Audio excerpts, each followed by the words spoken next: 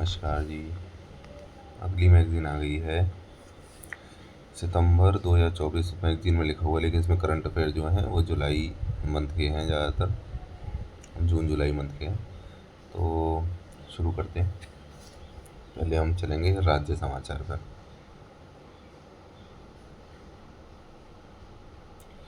राज्य समाचार। UPEIDA द्वारा रक्षा गलियारे को व्यापक बनाने हेतु समझौता। उत्तर प्रदेश एक्सप्रेसवे औद्योगिक विकास प्राधिकरण UPEIDA ने रक्षा गलियारे के लिए एक निजी कंपनी UAS टेस्टिंग फाउंडेशन के साथ MOU पर हस्ताक्षर किए हैं। ठीक है, तो UPEIDA ने किए हैं किसके साथ हस्ताक्षर? UAS टेस्टिंग फाउंडेशन के साथ में हस्ताक्षर किए हैं। अगली खबर है पेड़ लगाओ पेड़ बचाओ जन अभियान 2024। योगी आदित्यनाथ ने लखनऊ के अकबर नगर में हरिशंकर के पौधे लगाकर पेड़ लगाओ पेड़ बचाओ अभियान 2024 की शुरुआत की। तो कौन सा पौधा लगाया था योगी जी ने? हरिशंकरी का पौधा लगाया था। हरिशंकरी का पौधा लखनऊ के अकबर नगर में लगाया था योगी जी ने। और पेड़ लगाओ पेड़ बचाओ जन अभियान 2024 चालू किया। 36.5 करोड़ पौधे लगाने का यह वृहद वृक्षारोपण अभियान मोदी जी की एक पेड़ माँ के नाम पहल के अनुरूप शुरू किया गया। तो मोदी जी ने ये पहल शुरू करी थी, एक पेड़ माँ के नाम। ये 36.5 करोड़ पौधे इसमें लगाने थे। वृक्षारोपण जन अभियान 2024 के तहत उत्तर प्रदेश और नेपाल सीमा पर मित्र वन इसकी स्थापना की घोषणा की है। तो यूपी और नेपाल की सीमा पर मित्र वन की स्थापना करेंगे। वृक्षारोपण जन अभियान जो है वो योगी जी ने चालू किया है 2024 वाला। और एक पेड़ माँ के नाम ये मोदी जी ने शुरू किया है। वृक्षारोपण जन अभियान के तहत प्रत्येक जिले में मित्र वन के अलावा शक्ति वन, युवा वन, बाल वन जैसे विशिष्ट वन विकसित करने के निर्देश दिए गए हैं। उत्तर प्रदेश आम महोत्सव 2024 का आयोजन। योगी जी ने उत्तर प्रदेश मैंगो फेस्टिवल का उद्घाटन किया है। इसका आयोजन लखनऊ के अवध शिल्पग्राम में किया गया। घोषणा की कि राज्य जापान और मलेशिया को 40 टन आम निर्यात करेगा। तो 40 टन आम निर्यात किया जाएगा। कहाँ से कहाँ के लिए? जापान और मलेशिया के लिए। इतिहास में पहली बार लखनऊ का प्रसिद्ध दशहरी अमेरिका को निर्यात किया जाएगा। तो अमेरिका वाले पहली बार दशहरी आम का स्वाद चखेंगे। राज्यों के बागवानों ने देश के आम उत्पादन का लगभग 30%। हाँ, तो राज्य में जो है देश का 30% आम जो है वो यूपी में पैदा किया जाता है। अगली खबर है गन्ना अनुसंधान संस्थान कृषि नेतृत्व पुरस्कार से सम्मानित। भारतीय गन्ना अनुसंधान संस्थान लखनऊ को एग्रीकल्चर लीडरशिप अवार्ड से सम्मानित किया गया है। भारतीय गन्ना अनुसंधान संस्थान लखनऊ में स्थापना हुई थी 1952 में। ये सब ऐसे सवाल बहुत पूछते हैं। गन्ना अनुसंधान संस्थान लखनऊ में स्थापित है। पहले तो कहाँ पर है, यही बड़ी बात है। गन्ना अनुसंधान संस्थान है लखनऊ में, बहुत बार पूछा गया है सवाल। गन्ना अनुसंधान संस्थान कहाँ है? लखनऊ में। गन्ना अनुसंधान संस्थान लखनऊ में स्थापना कब हुई? 1952 में। गन्ना अनुसंधान संस्थान लखनऊ में है और इसकी स्थापना हुई है 1952 में। उत्तर प्रदेश के राज्य पक्षी सारस क्रेन की आबादी में वृद्धि हो गई है। खुश हो, ताली बजाओ। इटावा वन प्रभार में सारस क्रेन की सर्वाधिक संख्या 3289 दर्ज की गई। उत्तर प्रदेश में दालों के उत्पादन में 36% वृद्धि हो गई है। 2023-24 में 36% वृद्धि हो गई दालों के उत्पादन में। 3.255 मिलियन मीट्रिक टन हो गई है दालों में वृद्धि होकर। सरकार अरहर, उड़द और मूंग की खेती पर ध्यान केंद्रित कर रही है। अरहर, उड़द और मूंग की खेती पर सरकार ध्यान केंद्रित कर रही है। सलखन जीवाश्म पार्क को विश्व धरोहर की सूची में शामिल कराने का प्रस्ताव दिया गया है। कौन से वाले पार्क को? सलखन जीवाश्म पार्क को। सोनभद्र जिले में प्राचीन सलखन जीवाश्म पार्क को यूनेस्को का प्रस्ताव दिया गया है। यूनेस्को वर्ल्ड हेरिटेज बनाने का सलखन जीवाश्म पार्क, जिसे आधिकारिक तौर पर सोनभद्र जीवाश्म पार्क रूप में जाना जाता है, भारत के उत्तर प्रदेश में स्थित जीवाश्म पार्क है। यह पार्क कैमूर वन्यजीव अभयारण्य से सटे कैमूर रेंज में लगभग 25 हेक्टेयर क्षेत्र में फैला हुआ है। ठीक है, तो सलखन जीवाश्म पार्क है जो कि कहाँ पर है? सोनभद्र जिले में है, जिसे वर्ल्ड हेरिटेज साइट बनाने की कोशिश की जा रही है। अगला है 211 करोड़ रुपए की 3 परियोजनाओं को मंजूरी। राष्ट्रीय स्वच्छ गंगा मिशन ने 3 परियोजनाओं को मंजूरी दी है जिनका बजट 211 करोड़ है। उद्देश्य है स्थानीय जल निकायों का के प्रदूषण को रोकने, उपचारित करने, सीवेज के बुनियादी ढांचे को बढ़ावा वगैरह देने के लिए। प्रयागराज में महाकुंभ 2025 के लिए स्वच्छता संबंधी बुनियादी ढांचा के लिए 152 करोड़ रुपए आवंटित किए गए हैं अलग से, मतलब अलग से नहीं, इसी में होंगे शायद। 152 करोड़ रुपए महाकुंभ के लिए हैं और बाकी जगहों के लिए बचे हुए 211 करोड़ में से इतने रुपए हैं वो सब राष्ट्रीय स्वच्छ गंगा मिशन के लिए मंजूर कर दिए गए हैं। यार मुझे तो लगता नहीं पूछेंगे, पूछ भी सकते हैं, बस हेडिंग याद कर लो। 211 करोड़ रुपए 3 परियोजनाओं को मंजूरी दे दी गई है। बर्ड व WRI के मध्य जलवायु परिवर्तन अनुसंधान हेतु MOU। तो bankers institute of rural development, ये बर्ड करके एक चीज़ है कि बर्ड क्या है, बैंकर्स का एसोसिएशन है, इंस्टीट्यूट है, ठीक है। और world resource institute WRI India, इनके बीच में क्या हुआ है, MOU साइन हुआ है। उद्देश्य क्या है, जलवायु परिवर्तन, सतत विकास, जलवायु वित्त पर अनुसंधान, नीति संवाद को बढ़ावा वगैरह देने के लिए, ठीक है। कौन कौन सी है, bankers institute of rural development और लखनऊ और वर्ल्ड रिसोर्स इंस्टीट्यूट इंडिया, इनके बीच में MOU साइन हो गया है। RMLIMS, लखनऊ में डिप्थीरिया वैक्सीन का परीक्षण शुरू हुआ है। लखनऊ के राम मनोहर लोहिया आयुर्वेदिक संस्थान RMLIMS ने बूस्टेजेन नामक एक नए diphtheria pertussis tetanus DPT vaccine के तीसरे चरण का परीक्षण के लिए राष्ट्रव्यापी अध्ययन शुरू कर दिया, वही कर दिया होगा। ओके, सब यूपी की खबरें हैं ना।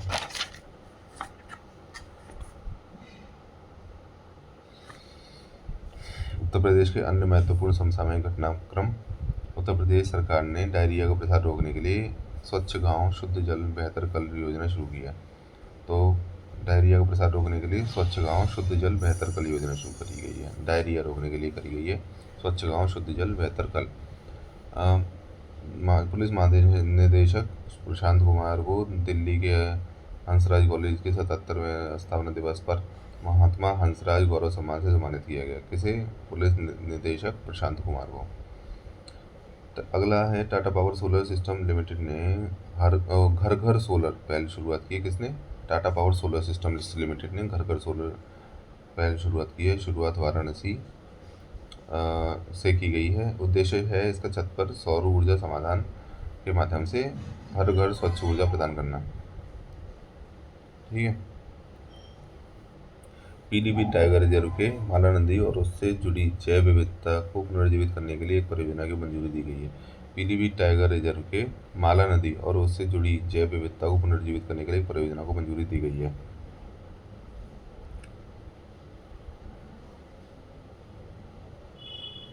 अगला है लखनऊ की जो IIT है, IIT लखनऊ, इसमें नृत्य कक्षाओं के माध्यम से छात्रों को तनाव मुक्त करेंगे और कथक शिक्षक को नियुक्त करेंगे, कथक सिखा के और डांस करवाएगा। IIT लखनऊ के बच्चे कहीं आत्महत्या न करने से तनाव खत्म करेंगे उनका। आगे है लखनऊ विश्वविद्यालय ने अपने छात्रों के शैक्षणिक अनुभव, शिक्षा, रोजगार के अवसर प्रदान करने के लिए biotech park life care innovation private limited एवं संयुक्त राष्ट्र विश्वविद्यालय के साथ MOU पर हस्ताक्षर कर लिए। अगला, लखनऊ स्थित अंतर्राष्ट्रीय बौद्ध अनुसंधान केंद्र सिंगली भाषा में 6 महीने का सर्टिफिकेशन शुरू कर रहा है क्योंकि कई बौद्ध ग्रंथ सिंगली में लिखे गए हैं। अगला है, मतलब ये सवाल आ सकता है एक बार को कि भाई बौद्ध ग्रंथ इन भाषा में लिखे गए, उसमें सिंगली भाषा डाल देंगे, सिंगली में भी लिखे गए हैं। और लखनऊ बौद्ध वो अंतर्राष्ट्रीय बौद्ध अनुसंधान केंद्र कहाँ पर है, तो ये लखनऊ में है। आपातकालीन पुलिस सेवा UP 112 त्वरित संचालन के लिए बाराबंकी जिले को प्रदेश में प्रथम स्थान प्राप्त हुआ है, ठीक है। तो इसमें है कि आपातकालीन सेवा UP 112 में प्रथम स्थान किसे मिला है, तो बाराबंकी को मिला है। लखनऊ से दुधवा राष्ट्रीय उद्यान के लिए हेलीकॉप्टर सेवा का संचालन शुरू किया जाएगा। लखनऊ से दुधवा राष्ट्रीय उद्यान के लिए हेलीकॉप्टर सेवा का संचालन शुरू किया जाएगा। लखनऊ से दुधवा नेशनल पार्क के लिए हेलीकॉप्टर सेवा चालू होने वाली है। उत्तर प्रदेश सरकार ने 3 बिलियन अमेरिकी डॉलर रक्षा विनिर्माण समझौते पर हस्ताक्षर कर दिए हैं, ठीक है। रक्षा उत्पादन अब तो यूपी में शुरू होने ही वाला है, तो उसके लिए $3 बिलियन अमेरिकन डॉलर का एमओयू पर साइन किया गया है। आईआईएम लखनऊ द्वारा संचालित राज्य पर्यटन विभाग द्वारा शुरू की गई एक शोध परियोजना के अनुसार राम मंदिर पर ध्यान केंद्रित करने के साथ अयोध्या उत्तर प्रदेश के शीर्ष पर्यटक स्थल के रूप में उभरा है।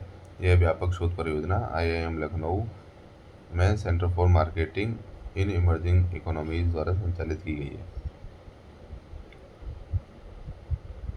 चलिए आगे बढ़ते हैं। बिहार के करंट अफेयर। बिहार सार्वजनिक परीक्षा विधेयक बिहार ने पास कर दिया है। ठीक है, सबको पता है सार्वजनिक परीक्षा विधेयक वगैरह पास किए जा रहे हैं। इसमें कोई नकल करेगा तो उसे बिल्कुल एकदम जेल में ही डाल देंगे, वो वाली सारी चीज़ें चल रही हैं।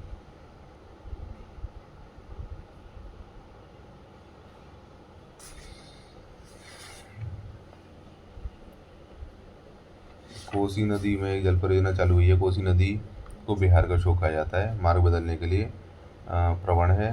स्रोत इसका तिब्बत में, तो ये बहुत इंपॉर्टेंट है। सारे पॉइंट्स इंपॉर्टेंट है। कोसी क्या है? बिहार का शोक है।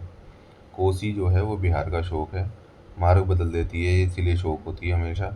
और इसका स्रोत कहाँ है? तिब्बत में। तो कोसी नदी कहाँ से आती है? तिब्बत से आती है। कोसी नदी आती है तिब्बत से। विष्णुपद और महाबोधि कॉरिडोर। बिहार के गया में विष्णुपद मंदिर और बोध गया में महाबोधि मंदिर के लिए कॉरिडोर बनाने की परियोजना बनाई जा रही है। ठीक है, विष्णुपद मंदिर और महाबोधि, बोध गया में महाबोधि।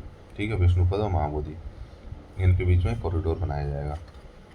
विष्णुपद के पुराने मंदिर का जीर्णोद्धार 18वीं शताब्दी में इंदौर की रानी देवी अहिल्याबाई द्वारा कराया गया था। तो विष्णुपद मंदिर जो है बिहार का है, जिसका जो पुनरुद्धार था किसने कराया था? अहिल्याबाई ने। महाबोधि विहार यूनेस्को वर्ल्ड हेरिटेज साइट में शामिल है।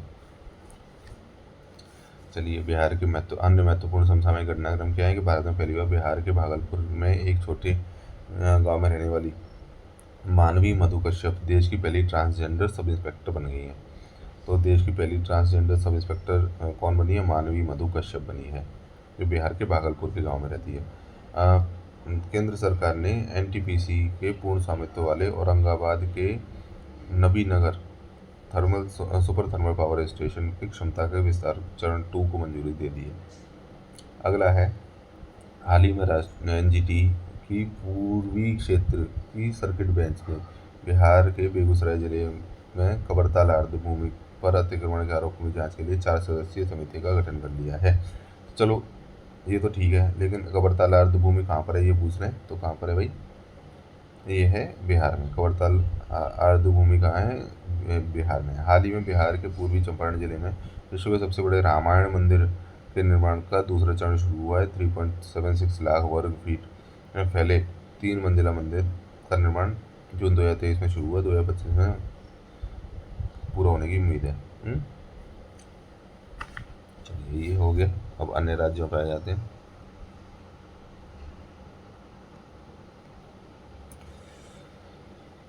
मध्य प्रदेश प्रधानमंत्री college of excellence.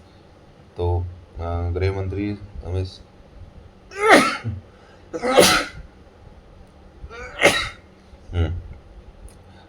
Amit Shah ने मध्य प्रदेश राज्य के सभी 55 जिलों में 486 करोड़ रुपए की लागत से बनाए गए प्रधानमंत्री कॉलेज ऑफ एक्सीलेंस का वर्चुअल उद्घाटन किया। तो प्रधानमंत्री कॉलेज ऑफ एक्सीलेंस है, लेकिन उद्घाटन किसने किया है? अमित शाह जी ने किया है। ये भी पूछ लेते हैं लोग, मध्य प्रदेश में हुआ है। तो कॉलेज ऑफ एक्सीलेंस का उद्घाटन कहाँ किया? मध्य प्रदेश में किया। इंदौर में अटल बिहारी वाजपेयी शासकीय कला एवं वाणिज्यिक महाविद्यालय में प्रधानमंत्री कॉलेज ऑफ एक्सीलेंस के रूप में विकसित किया गया है। राज्य सरकार द्वारा नई शिक्षा नीति 2020 के अनुरूप पाठ्यक्रम प्रदान करने के लिए शुरू किए गए इन कॉलेजों का उद्देश्य शिक्षा को रोजगार उन्मुखी बनाना है। मध्य प्रदेश नई शिक्षा नीति लागू करने वाला पहला राज्य बन गया। तो ये अगर कोई पूछे कि भाई नई शिक्षा नीति सबसे पहले किस राज्य में लागू की गई है, तो मध्य प्रदेश में लागू की गई है। नई शिक्षा नीति कहाँ लागू की गई है? मध्य प्रदेश में। नई शिक्षा नीति सबसे पहले कहाँ लागू की गई है? मध्य प्रदेश में। अगला है लोकपथ मोबाइल ऐप। मध्य प्रदेश सरकार ने लोकपथ मोबाइल ऐप लॉन्च किया है। इसके जरिए सड़क समस्याओं का समाधान करेंगे 7 दिन के अंदर। तो सड़क समस्याओं का समाधान करने के लिए लोकपथ ऐप करी गई है मध्य प्रदेश के द्वारा। Lokpath app mobile app Madhya Pradesh के द्वारा। राजस्थान मुख्यमंत्री किसान सम्मान निधि योजना का शुभारंभ किया गया है राजस्थान के द्वारा।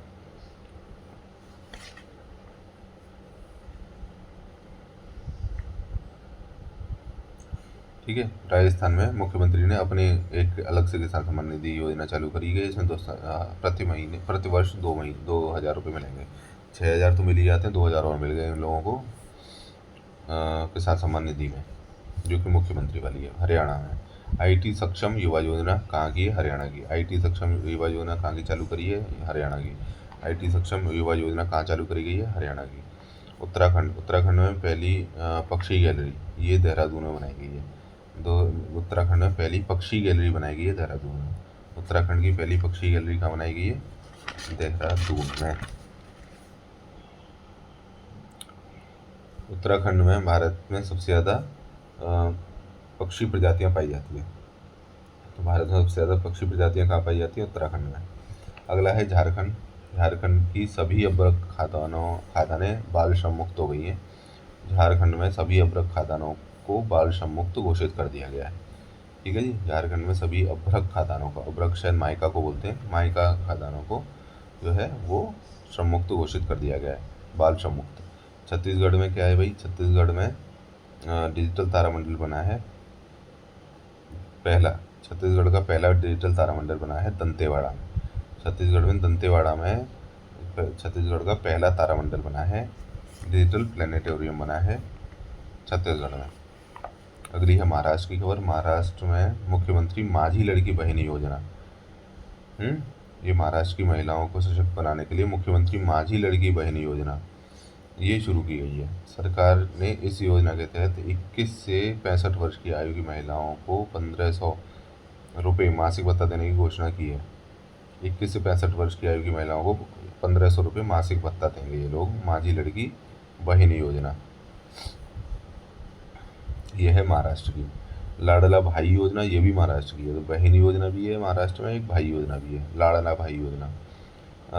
उद्देश्य है कुशल कार्यबल तैयार करना। इस योजना में 12वीं के पास छात्रों को 6,000 रुपये प्रतिमाह, डिप्लोमा धारक छात्रों को 8,000 रुपये प्रतिमाह, स्नातक उत्तीर्ण छात्रों को 10,000 रुपये प्रतिमाह दिए जाएंगे। ये इंटर्नशिप के लिए इन्हें पैसा मिलेगा। ठीक है।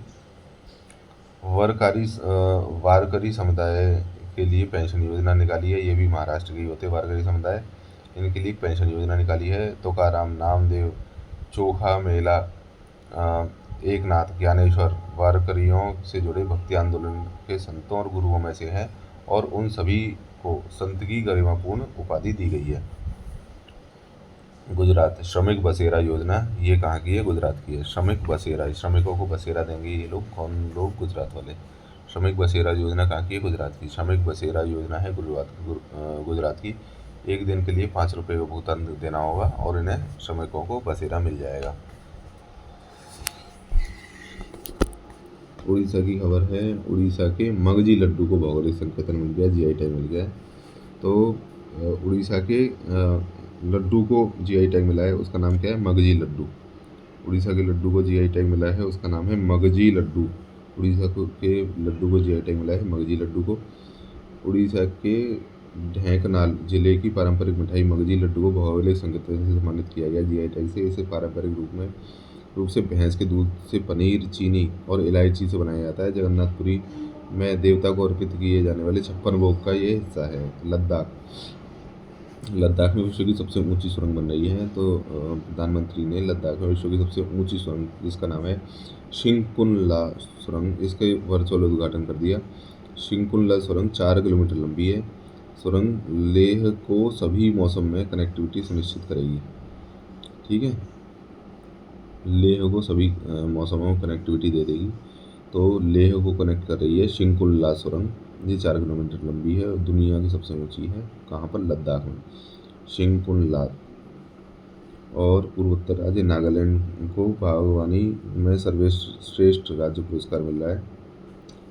ठीक है जी। बागवानी में सर्वश्रेष्ठ राज्य पुरस्कार किसे मिल रहा है? नागालैंड को। नागालैंड को मिल रहा है बागवानी में सर्वश्रेष्ठ राज्य पुरस्कार। बागवानी में सर्वश्रेष्ठ राज्य कौन सा है? नागालैंड। सिक्किम द्वारा पर्यटक वाहनों में कचरा बैग अनिवार्य। सिक्किम द्वारा पर्यटक वाहनों में कचरा बैग अनिवार्य कर दिया गया है। सिक्किम द्वारा पर्यटक वाहनों में कचरा बैग अनिवार्य कर दिया गया है। Hello Meghalaya OTT platform.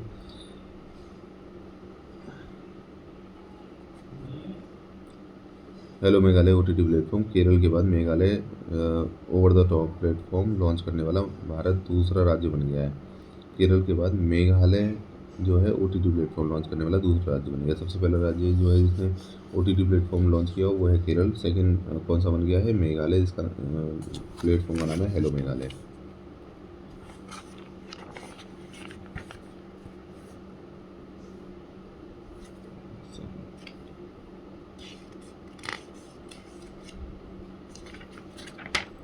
दक्षिण भारतीय राज्य,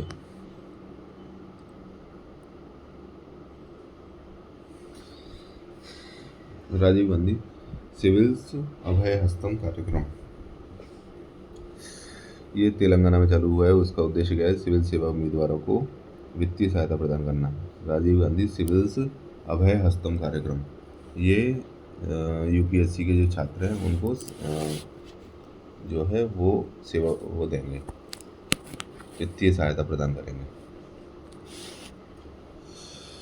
जुकांती जगन्नाथम को तेलंगाना का श्री दशरथी कृष्णमाचार्य पुरस्कार, जुकांती जगन्नाथम को मिला है तेलंगाना का श्री दशरथी कृष्णमाचार्य पुरस्कार। दशरथी पुरस्कार मिला है किसको? जुकांती जगन्नाथम को। पीपुल्स बायोडाइवर्सिटी रजिस्टर को अपडेट करने वाली ग्राम पंचायत, केरल की अलप्पुझा जिले की थजाकारा ग्राम पंचायत ने स्थानीय समुदायों की भागीदारी के साथ एक व्यापक पीपुल्स बायोडाइवर्सिटी रजिस्टर अपडेट और प्रकाशित किया है। तो ये केरल में किया गया है पीपुल्स बायोडाइवर्सिटी रजिस्टर, थजाकारा ग्राम पंचायत के स्थानीय समुदाय की भागीदारी वगैरह से बनाया इन्होंने। अन्य महत्वपूर्ण समसामयिक घटनाक्रम क्या है कि महाराष्ट्र ने 2024 के लिए सर्वश्रेष्ठ कृषि राज्य के पुरस्कार जीत लिया। तो सर्वश्रेष्ठ कृषि राज्य का पुरस्कार किसे मिला? महाराष्ट्र को मिला। सर्वश्रेष्ठ कृषि राज्य का पुरस्कार मिला है महाराष्ट्र को। चलिए ये खत्म हो गया राज्यों वाला। अब हमें आते हैं राष्ट्रीय करंट अफेयर पर। प्रोजेक्ट अस्मिता का शुभारंभ, अगले 5 वर्ष में भारतीय भाषाओं में 22,000 किताबें विकसित करने के लिए अस्मिता परियोजना की शुरुआत की गई है। कितनी किताबें भारतीय भाषा में छापी जाएंगी? 22,000 किताबें। देखो 22 भाषाएं हैं तो 22,000 किताबें छाप देंगे ये लोग। अस्मिता परियोजना, मेन चीज़ ये है। बोलेंगे प्रोजेक्ट अस्मिता किससे रिलेटेड है? औरतों के से नहीं भैया, ये किताबें छाप रहे हैं अस्मिता, यही मुझे समझ नहीं आता, पता नहीं क्या नाम रखते हैं। बुकस्मिता तो रख लेते इसका नाम, अस्मिता। यह शिक्षा में भारतीय भाषाओं को बढ़ावा देने के लिए यूजीसी और भारतीय भाषा समिति मंत्रालय के अधीन एक उच्चाधिकार प्राप्त समिति का एक संयुक्त प्रयास है। यह इस दौरान 2 महत्वपूर्ण पहलें बहुभाषा शब्दकोश तथा रियल टाइम ट्रांसलेशन आर्किटेक्चर का भी शुभारंभ किया गया था। ठीक है, बहुभाषा शब्दकोश और रियल टाइम ट्रांसलेशन आर्किटेक्चर वगैरह ये सब चीज़ें बना रहे हैं। और प्रोजेक्ट कौन सा? प्रोजेक्ट अस्मिता, और लिख रहे हैं किताब। ठीक है, किस किताब अस्मिता हो गई। डिजिटल भारत निधि, DOT ने, दूरसंचार विभाग ने डिजिटल भारत निधि को कार्यान्वित करने के लिए मसौदा नियम जारी किए, जो ग्रामीण क्षेत्रों में दूरसंचार कनेक्टिविटी को बढ़ावा देने के लिए केंद्र सरकार का नया प्रयास है। तो डिजिटल भारत निधि है ग्रामीण क्षेत्रों में दूरसंचार कनेक्टिविटी बढ़ाने के लिए केंद्र सरकार का प्रयास। क्या है उसका नाम? डिजिटल भारत निधि। इस धनराशि का उपयोग दूर दराज ग्रामीण क्षेत्रों में दूरसंचार नेटवर्क का विस्तार करने के लिए किया जाएगा। वॉइस ओवर कलाकारों हेतु अप स्किलिंग कार्यक्रम किसने चालू किया? नेटफ्लिक्स ने। राष्ट्रीय फिल्म विकास निगम ने भारत में वॉइस ओवर कलाकारों के लिए द वॉइस बॉक्स नामक एक कौशल उन्नयन कार्यक्रम शुरू करने के उद्देश्य से नेटफ्लिक्स इंडिया के साथ एक समझौते पर हस्ताक्षर किए राष्ट्रीय फिल्म विकास निगम ने। लेकिन ये मुझे इतना अच्छा नहीं लगा क्योंकि इसमें बहुत कम बच्चों को शामिल किया जाएगा। 8 भाषाएं हैं, हिंदी, अंग्रेजी, मराठी, बंगाली, मलयालम, तमिल, तेलुगु, गुजराती। और ये इसमें 30 प्रतिभागी शामिल होंगे हर एक बैच में, जिनमें से 210 का चयन प्रारंभिक स्क्रीनिंग माध्यम से किया जाएगा। इनमें से कम 50% महिला होंगी। तो छोटा मोटा कार्यक्रम है ये, लेकिन ये नेटफ्लिक्स का नाम है इसलिए इम्पोर्टेंट है। द वॉइस बॉक्स है इसका नाम। राष्ट्रीय फिल्म विकास निगम और नेटफ्लिक्स ने इसे चालू किया है। वॉइस ओवर कलाकारों के लिए अप स्किलिंग कार्यक्रम है वॉइस बॉक्स। CSIR एवं स्वामीनाथन रिसर्च फाउंडेशन के मध्य समझौता हुआ है। इस समझौते का उद्देश्य भारत में ग्रामीण आदिवासी कृषक समुदाय के बीच आजीविका के अवसरों को बढ़ाना है।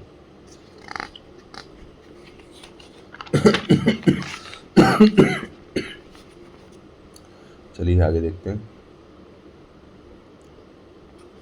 25 जून को संविधान हत्या दिवस के नाम से मनाया जाएगा। ये बीजेपी वालों ने चालू किया है।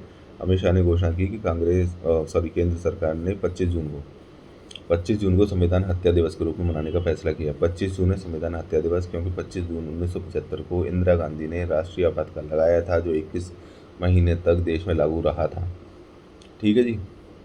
तो 1975 से लेकर 77 से चला था, ये तो हमें पहले से ही याद है, लेकिन ये 25 जून को चालू हुआ था, ये किसी को याद नहीं होगा, तो ये पूछा जा सकता है। 25 जून 1975 को इंदिरा गांधी ने आपातकाल लगाया था, जो 21 महीने देश में लागू रहा था। इससे संविधान हत्या दिवस बन गया। संविधान में केंद्रीय मंत्रिमंडल शब्द का प्रयोग सिर्फ एक बार अनुच्छेद 352 में किया गया है। आंतरिक अशांति शब्द जो है 44वें संशोधन विधेयक से 1978 द्वारा सशस्त्र विद्रोह द्वारा प्रतिस्थापित कर दिया गया। पहले इंटरनल डिस्टर्बेंस होता था, अब ये आर्म्ड रिबेलियन से रिप्लेस कर दिया गया 44वें संशोधन विधेयक में 1978 में। ठीक है जी। राष्ट्रीय भूस्खलन पूर्वानुमान केंद्र का उद्घाटन कहाँ किया गया है? कोलकाता में किया गया है। राष्ट्रीय भूस्खलन पूर्वानुमान केंद्र का उद्घाटन कहाँ किया गया है? कोलकाता में। भूस्खलन का पूर्वानुमान कहाँ पे लगाएंगे? कोलकाता में लगाएंगे। भूस्खलन का पूर्वानुमान कहाँ लगाएंगे? कोलकाता में। विश्व धरोहर समिति का 40वां सत्र मोदी जी ने दिल्ली स्थित भारत मंडपम में वर्ल्ड हेरिटेज कमेटी के 40वें सत्र का उद्घाटन किया। इसकी मेज़बानी भारत द्वारा की जा रही है। भारत पहली बार विश्व धरोहर समिति की बैठक की मेज़बानी कर रहा है। भारत पहली बार विश्व धरोहर समिति की मेज़बानी कर रहा है दिल्ली में। ओके, भारत मंडपम में मोदी ने करा चालू। 500वें सामुदायिक रेडियो स्टेशन का उद्घाटन ये कहाँ पे किया गया है? मिजोरम के आइजोल में किया गया है। Indian institute of mass communication Aizawl द्वारा संचालित किया जा रहा है 500वां सामुदायिक रेडियो स्टेशन। 3 परीक्षण सुविधाएं स्थापित करने हेतु समझौता ज्ञापन मिनिस्ट्री ऑफ डिफेंस ने तमिलनाडु औद्योगिक विकास निगम लिमिटेड टिडको के साथ चेन्नई में MOU पर हस्ताक्षर किए हैं। क्या किस चीज़ के लिए किए हैं यह समझौता? मानव रहित हवाई प्रणाली UAS, इलेक्ट्रॉनिक वारफेयर EW और इलेक्ट्रो ऑप्टिक्स EO डोमेन से संबंधित 3 अत्याधुनिक परीक्षण सुविधाएं स्थापित करने के लिए तमिलनाडु के साथ में किया है। तमिलनाडु औद्योगिक विकास निगम के साथ में डिफेंस टेस्टिंग इंफ्रास्ट्रक्चर स्कीम के तहत किया गया है MOU मिनिस्ट्री ऑफ डिफेंस ने। 3 परीक्षण जो चालू वो बनाई जा रही है, वो कहाँ बनाई जा रही है? तमिलनाडु के साथ में। सिंपल। कला और संस्कृति। चराईदेव मैदाम विश्व धरोहर स्थल की सूची में शामिल। असम के चराईदेव मैदाम को सांस्कृतिक संपत्ति श्रेणी के तहत यूनेस्को विश्व धरोहर में सूची में शामिल कर लिया गया। तो जैसे ही वर्ल्ड हेरिटेज साइट कोई बनती है तो क्या याद करते हैं? तो बहुत जोर से याद करते हैं। चराईदेव मैदान है असम का चराईदेव मैदान यह विश्व धरोहर में शामिल 43वां स्थल है। तो टोटल विश्व धरोहर सूची में कितने स्थल हो गए भारत के? 43 हो गए। विश्व धरोहर स्थल में भारत के कितने स्थल हो गए हैं? 43। विश्व धरोहर स्थल में भारत के स्थल हैं 43। चराईदेव मोईदाम पूर्वोत्तर भारत का पहला सांस्कृतिक विरासत स्थल है जिसे यूनेस्को की मान्यता मिली है, तो सांस्कृतिक स्थल के रूप में मिली है।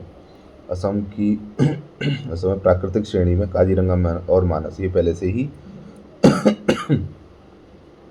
विश्व धरोहर की सूची में शामिल हैं। मोईदाम अहोम राजवंश का टीला दफनाने की प्रणाली थी। मोईदाम में अहोम राजवंश में जो है टीले में उनको राजाओं को दफनाया जाता था। अहोम राजवंश 600 सालों तक चला, जब तक कि 1826 में अंग्रेजों ने उन पर असम पर कब्जा नहीं कर लिया। 1826 में। हालांकि 18वीं शताब्दी के बाद अहोम शासकों ने दाह संस्कार की हिंदू पद्धति को अपना लिया था तथा दाह संस्कार के बाद बची हुई हड्डियों की और राख को चराईदेव स्थित मोईदाम में दफना दिया जाता था। खारची पूजा। त्रिपुरा में प्राचीन त्यौहार खारची पूजा मनाया गया। इसे 14 देवताओं का त्यौहार भी कहा जाता है। ये अगरतला में मनाया जाता है। खार्ची पूजा कहाँ मनाया जाता है, ये पूछा जाए तो त्रिपुरा में मनाया जाता है। खार्ची पूजा कहाँ मनाया जाता है, त्रिपुरा में मनाया जाता है। इसमें पशु बलि भी दी जाती है। पशु बलि भी इस त्यौहार का एक प्रमुख हिस्सा है। अगला है अभय मुद्रा। तो ये भगवान बुद्ध अभय मुद्रा में बैठते थे। राहुल गांधी ने अभय मुद्रा का जिक्र किया होगा, भाई मुझे नहीं पता कब किया, बस यहीं पढ़ा है मैंने कि अभय मुद्रा का जिक्र किया। बौद्ध परंपरा में अभय मुद्रा बुद्ध के द्वारा ज्ञान प्राप्त करने के तुरंत बाद से जुड़ी है। ठीक है जी, अभय मुद्रा ज्ञान प्राप्त करने के तुरंत बाद से जुड़ी हुई है। ये बौद्ध परंपरा में वो अपना हाथ ऊपर करते हैं, ऐसा कुछ है। ठीक है जी। क्या है अभय मुद्रा में, दाहिनी हथेली कंधे की ऊंचाई पर बाहर की ओर होती हैं, उंगलियां ऊपर की ओर होती हैं। तो पूछ लेंगे भाई इस मुद्रा को क्या कहते हैं, तो इसे कहते हैं अभय मुद्रा। प्रोजेक्ट परी, PARI, परी किससे रिलेटेड हो सकता है, सोचो। ठीक है, तो परी रिलेटेड है पब्लिक आर्ट ऑफ इंडिया से। संस्कृति मंत्रालय ने विश्व धरोहर समिति के 46वें सत्र के लिए प्रोजेक्ट परी पब्लिक आर्ट ऑफ इंडिया की शुरुआत की। विश्व धरोहर समिति का 46वां सत्र हुआ है, नई दिल्ली के भारत मंडपम में आयोजन किया गया। यह परियोजना ललित कला अकादमी द्वारा राष्ट्रीय आधुनिक कला गैलरी के सहयोग से शुरू की गई है।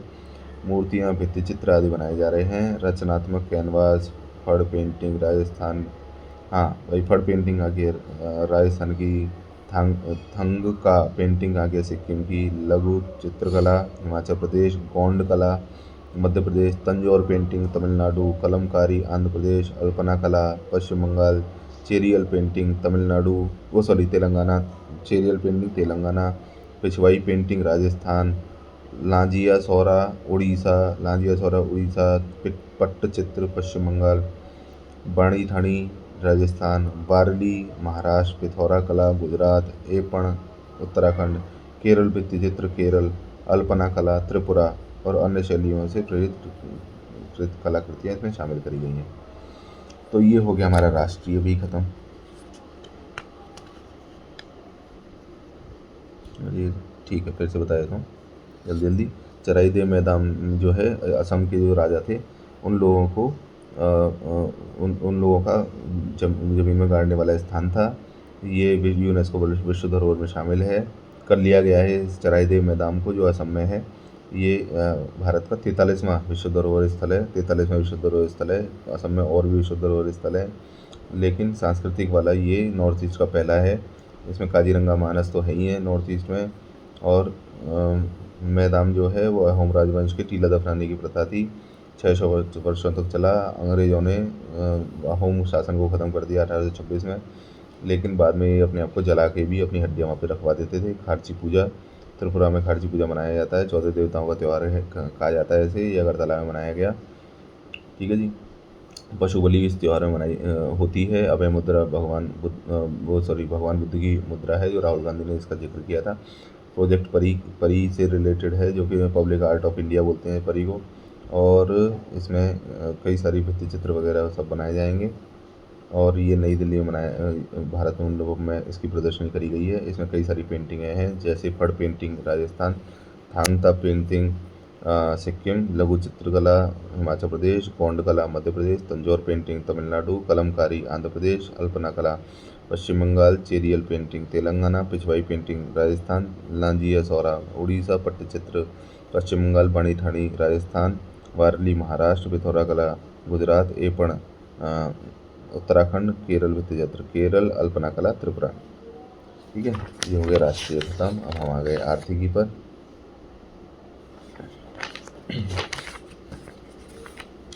राष्ट्रीय feeder monitoring system control centre REC limited के द्वारा इसकी स्थापना इसका उद्घाटन किया गया। REC लिमिटेड ने बनाया है राष्ट्रीय feeder monitoring system control centre. एक कंट्रोल सेंटर है फीडर का, जो कि REC लिमिटेड द्वारा इसे चलाया जा रहा है, बस और कुछ नहीं है इसमें। REC एक कंपनी है जो कि महारत्न कंपनी है, रूरल इलेक्ट्रिफिकेशन कुछ करके नाम है इसका। भारत की पहली एकीकृत कृषि निर्यात सुविधा जवाहरलाल नेहरू बंदरगाह प्राधिकरण की 34 मिलियन अमेरिकी डॉलर की परियोजना को मंजूरी दी गई है। इसके तहत पीपीपी मॉडल पर भारत की पहली निर्यात आयात सह घरेलू कृषि वस्तु आधारित प्रसंस्करण भंडारण सुविधा का विकसित की जाएगी। यह गैर बासमती चावल, मक्का, मसाले, प्याज, गेहूं के निर्यात को संभालेगा। मुंबई के बाहर मांस और समुद्री उत्पाद के निर्यात को में सहायता प्रदान करेगा।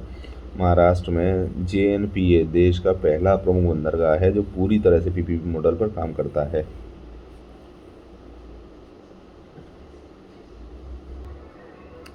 अग्री है एंजल टैक्स को समाप्त करने का प्रस्ताव, तो ये हो भी चुका है, अगले महीने की मैगजीन में आ जाएगा। 23 जुलाई को केंद्रीय वित्त मंत्री संसद में केंद्रीय बजट 2024-25 पेश करते हुए निवेशकों के सभी वर्गों के लिए एंजल टैक्स को समाप्त करने का प्रस्ताव रखा और अगस्त महीने में समाप्त करने की घोषणा कर दी, जो अगले साल 2025 से जारी हो जाएगा। यह उचित बाजार मूल्य से अधिक शुद्ध निवेश पर 30% की दर से लगाया जाता था। 30% टैक्स, मजे आ गए इन लोगों के तो।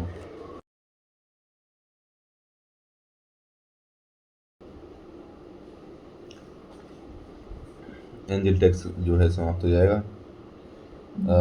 30% लगाया जाता है। इसका उद्देश्य उचित बाजार मूल्य से अधिक मूल्य पर किसी करीबी कंपनी के शेयरों की सदस्यता के माध्यम से बेहिसाब धन के सृजन और उपयोग को रोकना। खनिज अन्वेषण हैकाथॉन का शुभारंभ हैदराबाद में खनिज खोज की नवोन्मेषी तकनीकों पर केंद्रित मिनरल एक्सप्लोरेशन हैकाथॉन का उद्घाटन किया गया है। ठीक है, खनिज अन्वेषण हैकाथॉन का शुभारंभ किया गया हैदराबाद में।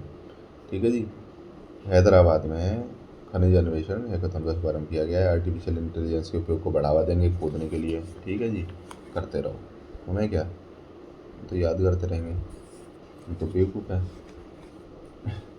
विजयनजाम अंतर्राष्ट्रीय बंदरगाह। केरल के विजयनजाम में अडानी समूह अपने पहले मालवाहक जहाज का औपचारिक रूप से स्वागत किया है। तो अडानी समूह ने मालवाहक जहाज का औपचारिक रूप से स्वागत किया है। कहाँ पर? केरल के विजयनजाम में। यह बंदरगाह भारतीय उपमहाद्वीप में एकमात्र ट्रांसशिपमेंट हब है जो रणनीतिक रूप से अंतर्राष्ट्रीय शिपिंग मार्गों के करीब और भारतीय तटरेखा पर स्थित है। ओके। भारत के खुदरा डिजिटल भुगतान में व्यापक वृद्धि की संभावना। खुदरा डिजिटल भुगतान 2030 तक दुगना होकर $7 ट्रिलियन हो जाएगा। हो जाने दो भाई खुदरा डिजिटल भुगतान। एडीबी द्वारा भारत की जीडीपी वृद्धि दर का पूर्वानुमान 7%। एशियन डेवलपमेंट बैंक है एडीबी, उसके द्वारा जीडीपी वृद्धि दर का अनुमान 7% कर दिया गया है। आईएमएफ के 7% अनुमान के बराबर है। भारतीय रिजर्व बैंक के 7.2 अनुमान से कम है। मतलब ये सब है ना, भारत की जीडीपी का अनुमान लगाते रहते हैं। तो एशियन डेवलपमेंट के लिए 7%, आईएमएफ के लिए 7% और आरबीआई के लिए 7.2%। ठीक है, बस यही है। भारत की जीडीपी कितनी बढ़ेगी? एडीपी के लिए 7%, वो कह रहे हैं आईएमएफ के लिए 7% और आरबीआई के लिए 7.2%। ड्रेज्ड सेडिमेंट्स के मूल्यवर्धन पर शोध प्रस्ताव मंजूर हो गया है। वैलोराइजेशन ऑफ ड्रेज्ड सेडिमेंट्स का मूल्यवर्धन। ड्रेज्ड सेडिमेंट कौन से होते हैं? झीलों, नदियों, बंदरगाहों, अन्य जल निकायों के तलछट में जमा गाद या अपशिष्ट को बोलते हैं ड्रेज्ड सेडिमेंट। आईआईटी बॉम्बे जो है इस शोध परियोजना को करेगी। सब शोध खुद हो रहे हैं। इस नवोन्मेषी दृष्टिकोण का लक्ष्य क्या है? ड्रेज्ड सेडिमेंट, जिसे आमतौर पर अपशिष्ट माना जाता है, को एक मूल्यवान संसाधन में परिवर्तित करना ताकि इससे सतत विकास और पर्यावरण संरक्षण में योगदान मिल सके। तो कुल मिला के इस पे जो शोध करेगा कौन करेगा? आईआईटी बॉम्बे करेगा ड्रेज्ड सेडिमेंट को। वैसे ड्रेज्ड सेडिमेंट किसे कहते हैं ये पूछ लेंगे, सब लोग नाच जाएंगे। इसे क्या है? जो नदियों, झीलों के, बंदरगाहों के नीचे जो गाद जमा हो जाता है उसे ड्रेज्ड सेडिमेंट कहते हैं। भारत सरकार और एडीबी के मध्य ऋण पत्र पर हस्ताक्षर किए गए। महामारी से निपटने की क्षमता सुधार के लिए भारत जो है पैसा ले रहा है एशियन डेवलपमेंट बैंक से। इस धनराशि से सरकार राष्ट्रीय स्वास्थ्य नीति 2017 के कार्यान्वयन में मदद मिलेगी। एशियन डेवलपमेंट बैंक की स्थापना 1966 में हुई थी। मुख्यालय फिलीपींस के मनीला में है, ठीक है, मांडलुयांग में, ठीक है जी, बस और कुछ नहीं है। चलिए ये भी ख़त्म कर दिया हम लोगों ने। अब हम पहुंच गए अंतर्राष्ट्रीय घटनाक्रमों पर और तेज़ी से ख़त्म करेंगे अंतर्राष्ट्रीय घटनाक्रम। मॉरिशस में भारत का पहला विदेशी जनौषधि केंद्र चालू किया गया। एस जयशंकर ने मॉरिशस में इंडियाज़ फर्स्ट ओवरसीज जनौषधि केंद्र बनाया है। तो दुनिया में भारत से बाहर जनौषधि केंद्र कहाँ पर बनाया गया? मॉरिशस में। किसने चालू किया? जयशंकर जी ने। इस कार्यक्रम में मॉरिशस के प्रधानमंत्री प्रविंद्र कुमार जगन्नाथ भी मौजूद थे, ऑब्वियसली मौजूद होंगे। मॉरिशस में जनौषधि केंद्र बना दिया है, मॉरिशस में बना दिया जनौषधि केंद्र। भारत ताइवान जैविक उत्पादों हेतु पहला द्विपक्षीय समझौता कर लिया। भारत ने ताइवान के साथ में जैविक उत्पादों के लिए द्विपक्षीय समझौता किया। भारत और ताइवान के बीच जैविक उत्पादों के लिए म्यूचुअल रिकॉग्निशन एग्रीमेंट किया गया है। इस समझौते से चावल, प्रसंस्कृत खाद्य पदार्थ, काली और हर्बल चाय, औषधीय पौधों जैसे प्रमुख भारतीय जैविक उत्पादों के ताइवान को निर्यात का मार्ग प्रशस्त होगा। तो कृषि में जो है भारत और ताइवान जो है काफ़ी सारी चीज़ों में एक दूसरे की हेल्प कर रहे हैं, जैसे नैनो वगैरह के यूरिया वगैरह वो सब चीज़ें ताइवान से सीख के आ रहे हैं और यहाँ पे इंडिया में सिखा रहे हैं। ओके, तो अभी किया है किस पर? जैविक उत्पादों के ऊपर। आइवरी कोस्ट संयुक्त राष्ट्र जल अभिसमय में शामिल कर दिया गया है। तो यूनाइटेड नेशंस वाटर कन्वेंशन में शामिल हो गया है। कौन? Ivory coast. आइवरी कोस्ट शामिल हो गया है यूनाइटेड नेशंस वाटर कन्वेंशन में। प्रधानमंत्री मोदी की रूस यात्रा हुई। ये जो है यूक्रेन और बेलारूस से पहले रूस में इन्होंने यात्रा कर लिया 8 जुलाई 2024 को। फरवरी 2022 में रूस ने यूक्रेन पर आक्रमण के बाद से भारतीय प्रधानमंत्री और रूसी व्लादिमीर पुतिन के बीच ये पहला द्विपक्षीय बैठक है, फरवरी 2022 में। डिक शूफ नीदरलैंड के नए प्रधानमंत्री बन गए हैं। तो नीदरलैंड का नया प्रधानमंत्री कौन है? डिक शूफ है। नीदरलैंड में डिक जो है वो प्रधानमंत्री बन गया है। डिक शूफ जो है वो नीदरलैंड का प्रधानमंत्री बन गया है। डिक शूफ जो है नीदरलैंड का नया प्रधानमंत्री बन गया है। मसूद पेजेशकियन ईरान के नए राष्ट्रपति बन गए हैं। ये हम अगले महीने वाली मैगजीन में भी पढ़ेंगे कि मसूद पेजेशकियन जो है वो ईरान के 9वें राष्ट्रपति बन गए हैं। ये शल्य चिकित्सक और स्वास्थ्य मंत्री रह चुके हैं। उल्लेखनीय है कि ईरान के राष्ट्रपति राष्ट्र प्रमुख नहीं होता, बल्कि इस संबंध में अंतिम प्राधिकार सर्वोच्च नेता सुप्रीम लीडर के पास होता है। और पिछले 35 वर्ष से अयातुल्ला अली खामेनेई ईरान के सुप्रीम लीडर हैं। तो ईरान का सुप्रीम लीडर कौन है? खामेनेई है। और पेजेशिकियन जो है ये राष्ट्रपति बन गया है ईरान का। डेनमार्क पशुपालन पर कार्बन कर लगाने वाला पहला देश बन गया है। तो ये पूछ सकते हैं कि भाई पशुपालन पर कार्बन कर लगाने वाला पहला देश कौन सा है? वो है डेनमार्क। डेनमार्क पशुपालन पर कार्बन कर लगाने वाला पहला देश बन गया है। डेनमार्क ने लाइव स्टॉक पर कार्बन कर टैक्स लगाने का निर्णय लिया है। ये ऐसा पहला देश बन गया है। डेनमार्क जो है पशुपालन पर कार्बन टैक्स लगाने वाला पहला देश बन गया है। अंतर्राष्ट्रीय समुद्री संगठन परिषद का 132वां सत्र आयोजन किया गया। लंदन स्थित IMO मुख्यालय में आयोजित किया गया। अंतर्राष्ट्रीय समुद्री संगठन परिषद का 132वां सत्र का आयोजन किया गया लंदन स्थित IMO मुख्यालय में। समुद्री संगठन का एक क्या कहते हैं सत्र आयोजन किया गया है। कहाँ पे? लंदन में, IMO मुख्यालय में। इंटरनेशनल मरीन ऑर्गेनाइजेशन है, उसका मुख्यालय कहाँ पर है? लंदन में, वहाँ पे आयोजित किया गया। उर्सुला वॉन डेर लेयन दूसरी बार यूरोपीय आयोग की अध्यक्ष बन गई हैं। तो यूरोपियन कमीशन की ये अध्यक्ष थी और दूसरी बार बन गई हैं उर्सुला वॉन डेर लेयन। ठीक है, ये इंपॉर्टेंट नाम है, Ursula von der Leyen. AIM और WIPO के मध्य आशय पत्र पर हस्ताक्षर किए गए हैं। तो अटल इनोवेशन मिशन है एम, और world intellectual property organisation WIPO है।